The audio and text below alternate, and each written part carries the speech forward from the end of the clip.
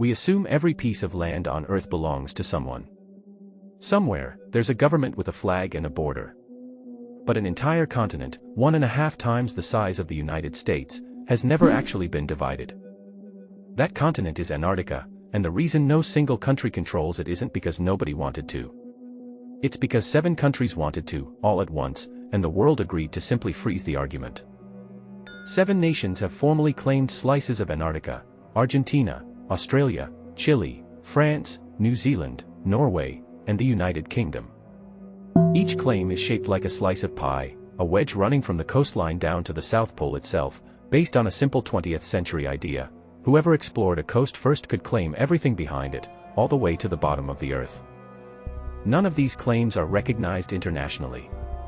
None of them are recognized even by most of the 7 countries making them. And 3 of them overlap each other completely. To understand how this happened, you have to go back to the early 1900s, the golden age of polar exploration, when reaching Antarctica at all was already a near impossible feat. Britain was among the first, sending expeditions south from the Falkland Islands and gradually claiming the territory it explored as the Falkland Islands dependencies. Argentina and Chile, both far closer geographically, insisted the same stretch of coastline was rightfully theirs, and neither backed down. Australia, New Zealand, France, and Norway made their own claims further around the continent, each justified by their own explorers, their own maps, their own flags planted in the ice. By the 1950s, 7 nations had staked 8 formal claims across the continent, and the overlapping section between Britain, Argentina, and Chile had become a genuine point of friction. Meanwhile, 2 other superpowers were watching closely. The United States and the Soviet Union had both explored huge stretches of the continent, but neither had made a formal claim. Instead, both countries quietly reserved the right to make a claim later, refusing to recognize anyone else's, while keeping their own options open. By the mid-1950s, this was starting to look like a Cold War flashpoint waiting to happen: an entire continent with unresolved claims, and 2 nuclear superpowers circling it. The turning point came from an unlikely source: science. Between 1957 and 1958, dozens of countries took part in the International Geophysical Year, a coordinated global research effort, and 12 nations ended up running scientific stations across Antarctica at the same time. For the first time, scientists from rival claimant nations were working side by side on the ice, sharing data, sharing supply runs, sharing the same brutal winters. It worked so well that American President Dwight Eisenhower saw an opportunity, not just to keep the science going, but to stop Antarctica from becoming the next Cold War battleground. In 1958, he invited the 12 nations active in Antarctica to Washington to negotiate a treaty. Over 60 formal sessions across more than a year, they hammered out an agreement that seemed almost impossible: freeze every claim, permanently, without resolving a single one. Nobody would have to give up their claim. But nobody's claim would be recognized either. And no new claims could ever be made again. On December 1, 1959, 12 nations signed the Antarctic Treaty. It banned military activity, banned nuclear weapons and testing, and declared the entire continent a preserve for peaceful scientific research. The most important part of the whole treaty is a single clause, Article 4, which says that nothing happening in Antarctica while the treaty is active can be used to support, strengthen, or deny anyone's claim. In other words, the argument didn't end. It was simply paused, indefinitely, by mutual agreement, and it has stayed paused for over 65 years. The treaty entered into force in 1961, and today 58 countries have joined it, including every nation that ever had a claim, and every nation powerful enough to make one.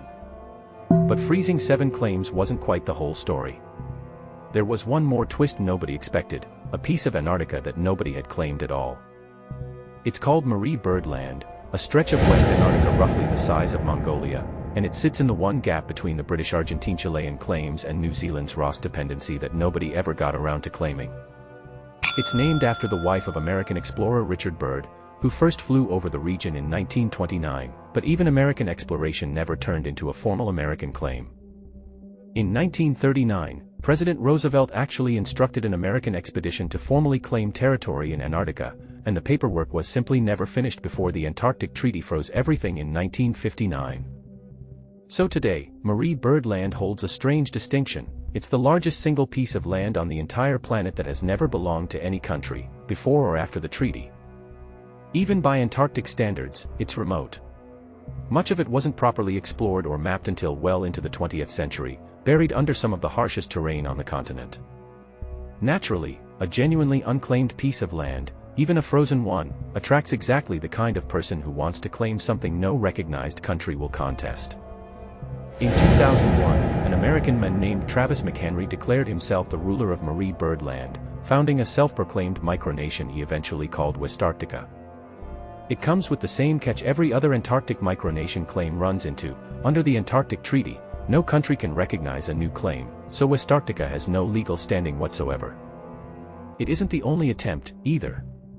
Another micronation, calling itself Flandrensis, has separately claimed the exact same stretch of ice, with just as little effect.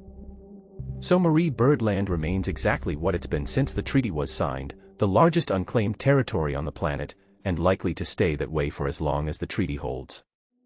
Every 12 years, the treaty's original signatories still meet, and the terms have already outlasted the Cold War itself. In 1991, the treaty system went even further, banning mineral and oil exploitation across the entire continent for at least 50 years, protecting Antarctica from the one thing that might have reignited the whole dispute: resources worth fighting over.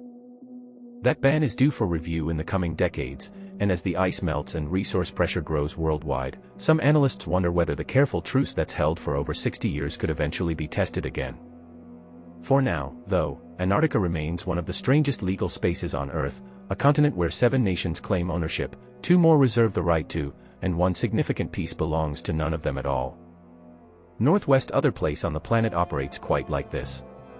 Nowhere else have so many countries agreed to simply disagree, indefinitely, without ever forcing the issue. It's also, by most measures, worked. Antarctica has never seen a military conflict, has stayed nuclear-free for over 6 decades, and remains one of the last places on Earth dedicated purely to science. 7 countries got to keep believing part of the continent was theirs.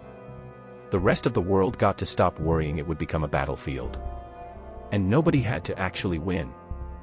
It's a strange kind of lesson, one that doesn't show up often in the history of borders. Sometimes the most stable solution to a territorial dispute isn't a winner. It's an agreement to stop deciding. And somewhere in the middle of it all, there's still a stretch of ice the size of a country, that never even made it into the argument to begin with. From a zinc mine nobody could agree on, to a desert nobody wanted, to an entire continent nobody's allowed to own, the pattern keeps repeating. Sometimes the most interesting borders on Earth are the ones nobody ever finished drawing. Antarctica proves that isn't always a flaw in how the world draws its borders. Sometimes, it's the only thing that keeps the peace. If stories like this fascinate you, subscribe. There are more forgotten borders and unclaimed places like this one still to come.